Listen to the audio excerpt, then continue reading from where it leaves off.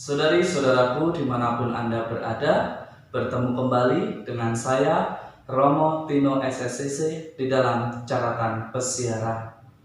Membagikan pengalaman saat menghadapi kesulitan, itulah cara terbaik bagaimana kita mencari kekuatan. Dengan berbagi kita menerima masukan, dengan berbagi mungkin kita mendapat pertolongan atau saran yang bisa membuat kita memampukan diri kita menghadapi persoalan hidup kita. Sebelum kita memulai permenungan dari catatan pesiara, marilah kita buat tanda kemenangan Kristus. Dalam nama Bapa dan Putera dan Roh Kudus. Amin. Allah Bapa yang Maha Kasih, kami sungguh bersyukur atas segala anugerah kehidupan yang masih Kau berikan kepada kami, atas bimbingan-Mu melalui Roh Kudus yang Kau curahkan ke atas kami. Bantulah kami agar kami tetap tabah dan setia tekun di dalam situasi sulit seperti sekarang ini. Dan ajarilah kami agar kami mampu menghadapinya dengan hati yang tulus dan penuh sukacita. Demi Kristus pengantara kami. Amin.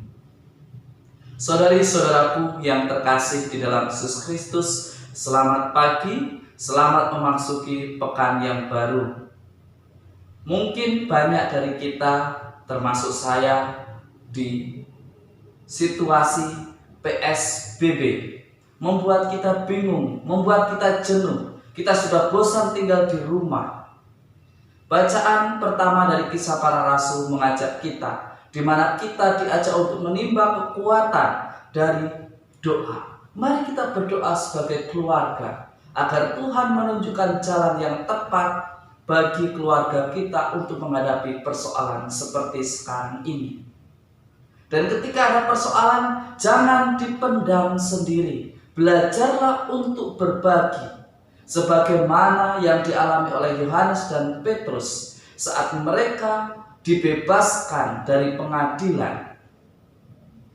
Dia bercerita bagaimana ia menjawab pertanyaan-pertanyaan dari para tua-tua dan imam-imam kepala. Ia menyerahkan semuanya di dalam bimbingan Roh Kudus dan di dalam kebenaran, meskipun mereka reka membuat sesuatu untuk menjatuhkan yang benar, kebenaran tetap berdiri tegak. Kita belajar, saudari-saudaraku yang terkasih. Bukan berarti mereka masih anak-anak tidak boleh mendengarkan cerita atau keluh kesah kita. Terkadang kita perlu berbagi pengalaman supaya anak mengerti, supaya istri mengerti, supaya suami mengerti bahwa kita di dalam keadaan sulit, kita mesti belajar berhemat, kita mesti belajar kreatif, kita mesti belajar cerdas di dalam menggunakan keuangan keluarga, di dalam menggunakan apa yang ada di dalam keluarga kita. Dengan berbagi sebenarnya kita menimba kekuatan. Pengalaman yang dialami oleh Yesus dengan berbagi kepada muridnya diikuti pula oleh para murid dengan berbagi kepada kawan-kawannya. Ketika dia berbagi dan bersatu di dalam doa, mereka semakin semangat lagi di dalam karya pelayanan. Apa yang menguatkan? Pengalaman eksistensial iman mereka, pengalaman akan penyelamatan yang dialami oleh mereka oleh Allah di dalam situasi yang sulit. Agar kita disadarkan perlu yang namanya keterbukaan hati akan karya Allah di dalam diri kita. Caranya bagaimana? Di dalam Injil Yohanes mengajak kita semua untuk lahir kembali. Kita amati bagaimana percakapan Yesus dan Nikodemus. Bagaimana Yesus mencoba untuk menjelaskan yang dimaksudkan bukan kelahiran kembali secara fisik sebagaimana yang dipahami oleh Nikodemus. Dia mengatakan bagaimana mungkin seorang yang sudah tua dimasukkan kembali ke dalam rahim.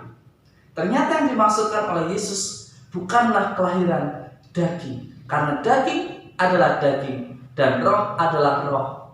Bahkan Yesus menjelaskan dengan jelas, kemana angin pergi kita tidak tahu, tetapi kita bisa mendengarkan suara kalau angin itu datang dan lewat menabrak kita. Saudari-saudaraku yang terkasih, mari kita lahir kembali menjadi pribadi yang bijaksana, menjadi pribadi yang mau bergotong royong. Jika ada seseorang berinisiatif untuk berbuat baik, lalu kita hanya bisanya mengkritik, seharusnya kita mengevaluasi kenapa ada gerakan-gerakan kecil seperti ini. Sedangkan kita sebagai institusi yang hanya diam saja dan pandai mengkritik. Mari kita belajar. Kalau memang tidak mau ada pergerakan kecil, maka kita sebagai institusi menginisiasi, membuat sesuatu yang bisa merangkul semua niat baik dari banyak orang.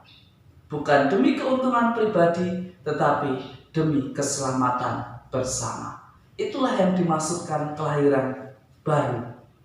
Saat ini ada yang menari-nari di atas penderitaan orang dengan menjual masker setinggi mungkin dan sedapat mungkin besar untungnya. Kita menjual hand sanitizer begitu mahalnya. Saudari-saudaraku yang terkasih dalam Yesus Kristus, berbagi itu bukan berarti mencari untung sebesar-besarnya. Tentu untung itu perlu untuk meneruskan perusahaan kita, warung kita supaya tetap jalan. Tetapi ketika untung itu tidak wajar, berarti kita menari-nari di atas penderitaan orang lain. Berarti kita selfie di atas penderitaan orang lain, padahal yang diberikan tidak seberapa. Bukan saya mengecilkan hati saudari-saudara di dalam memberi, tetapi belajarlah memberi demi kemuliaan Tuhan dan bukan kemuliaan diri sendiri. Selamat beraktivitas dan semoga berkat Tuhan selalu melindungi dan memberkati kita dalam nama Bapa dan Putera dan Roh Kudus. Amin. Berbagi pengalaman iman itu selalu menguatkan, bukan berbagi kesombongan yang selalu menimbulkan amarah dan benci seseorang kepada kita. Selamat beraktivitas, Tuhan memberkati. Jangan lupa stay at home, stay healthy, jangan mudik, dan jadilah pribadi pewarta sukacita dengan tetap tinggal di rumah, dan jika ada tanggung jawab, lakukanlah dengan seefisien mungkin dengan peraturan yang ada. Amin.